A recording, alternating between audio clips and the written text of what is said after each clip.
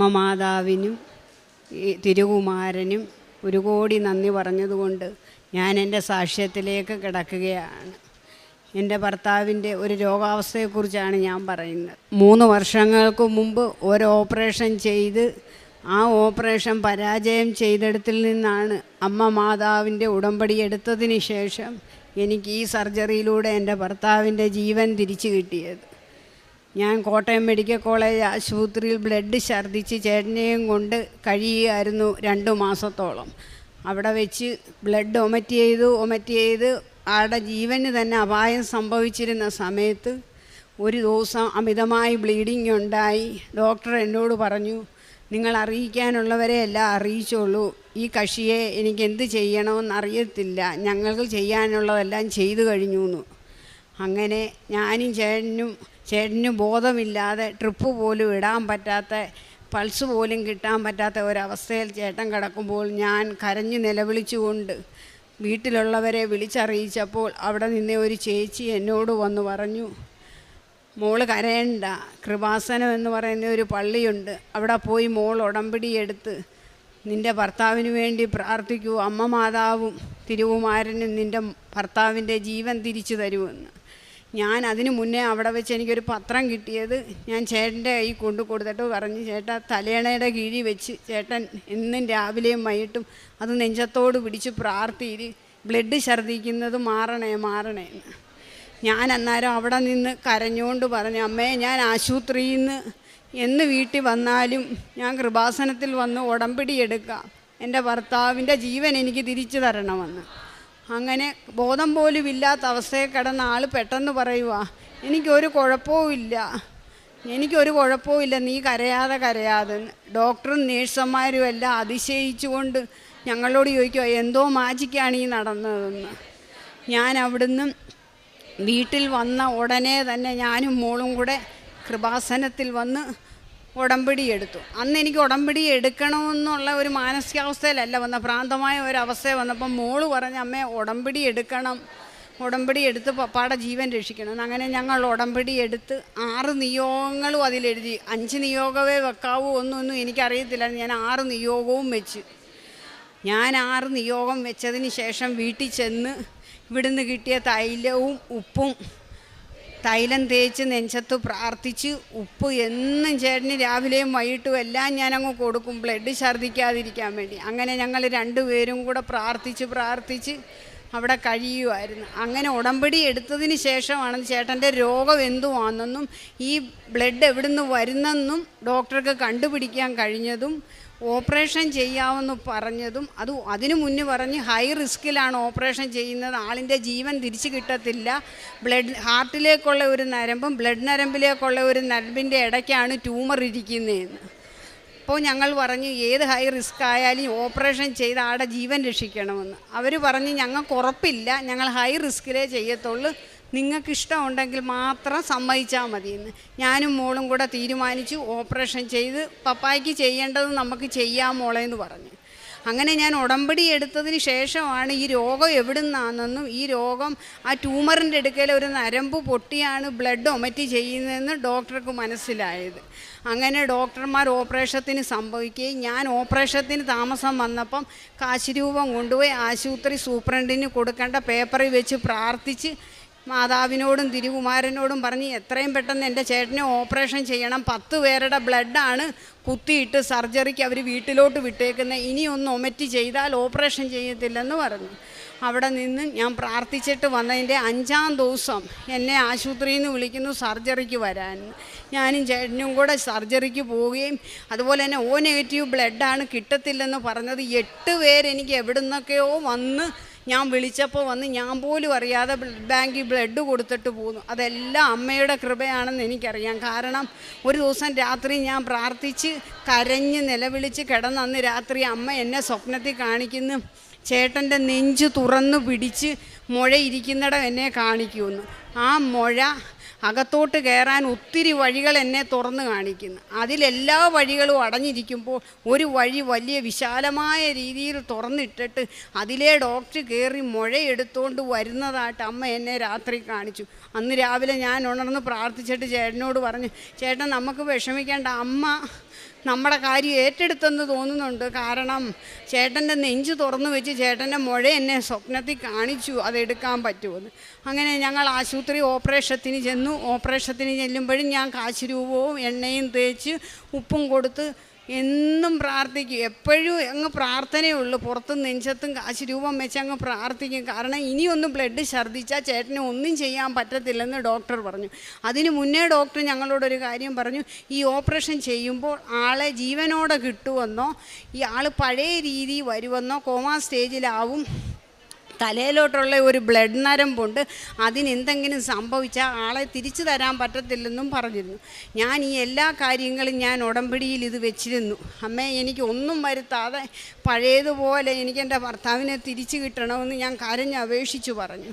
അങ്ങനെ അമ്മ എൻ്റെ പ്രാർത്ഥന കേട്ട് ഞാൻ കരഞ്ഞു വിളിച്ചതിൻ്റെ ഫലമായിട്ട് ഓപ്പറേഷൻ ചെയ്യാൻ കയറിയ ഡോക്ടർ ഓപ്പറേഷൻ ചെയ്തിട്ട് പറഞ്ഞ്, ഈ മുഴ ഞങ്ങൾക്ക് എടുക്കാൻ ഒരു പ്രയാസവും ഇല്ലായിരുന്നു. ഞങ്ങൾ ഫ്രണ്ട് തന്നെ തുറന്ന് കയറി മുഴയെടുത്ത് അതിലൊരു കുഴപ്പവും പറ്റിയില്ല. ബ്ലഡ് നരമ്പ് പൊട്ടിയിരുന്ന നരമ്പും അതെടുത്തു മാറ്റി. ഓപ്പറേഷൻ എല്ലാം വിജയിച്ചു.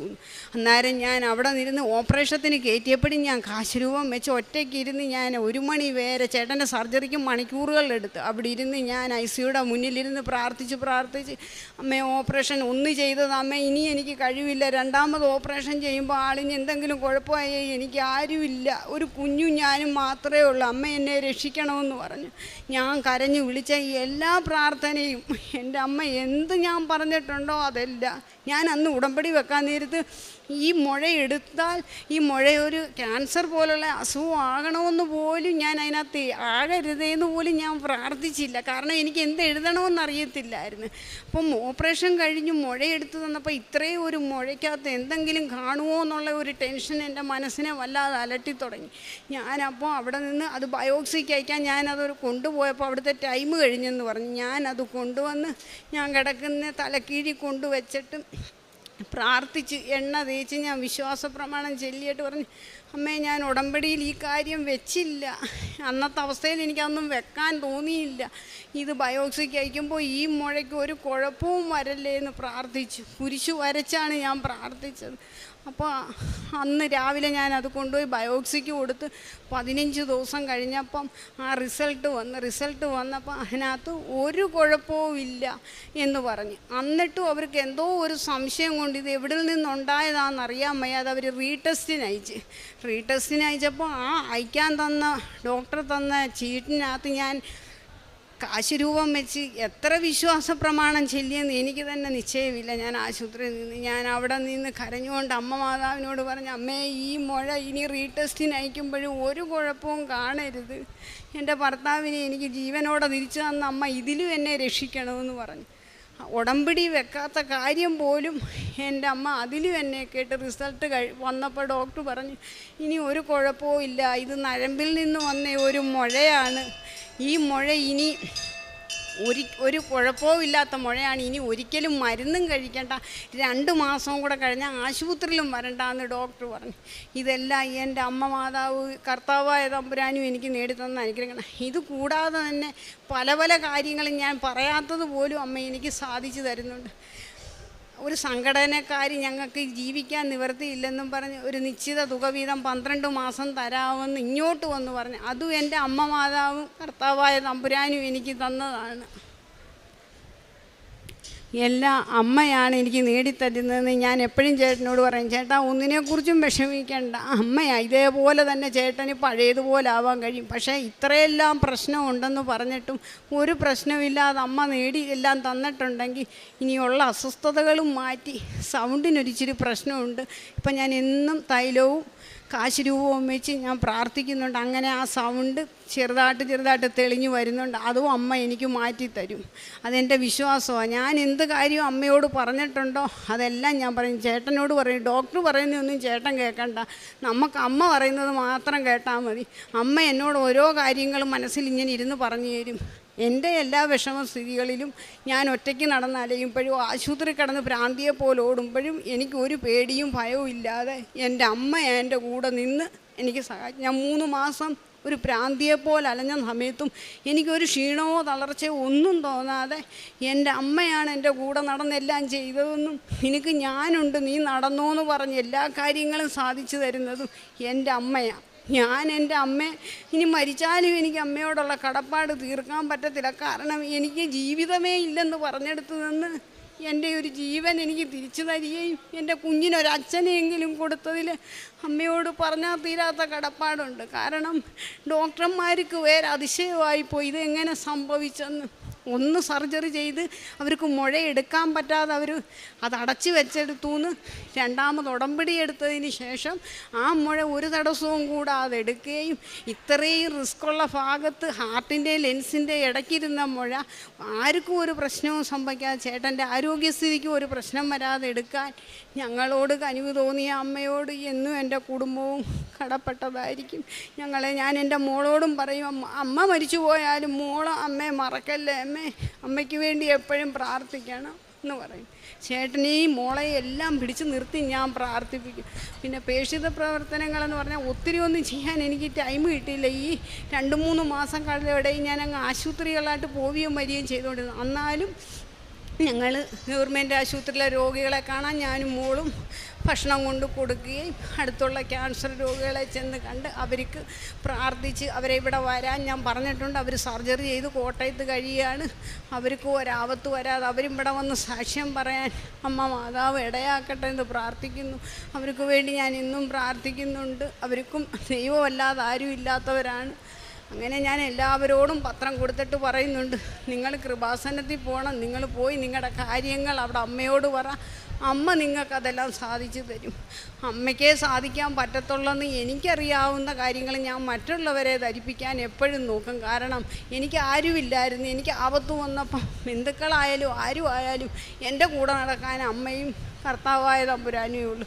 അതുകൊണ്ട് ഞാൻ പറയുന്നത് അമ്മയെ ഉള്ള എല്ലാത്തിനും അമ്മ മാത്രം മതി. വേറെ ബന്ധക്കാരും വേണ്ട, സ്വന്തക്കാരും വേണ്ട, ഒന്നും വേണ്ട. അമ്മ കൂടെ ഉള്ളിടത്തോളം കാലം ഞങ്ങൾക്കൊന്നും പേടിക്കാനില്ല.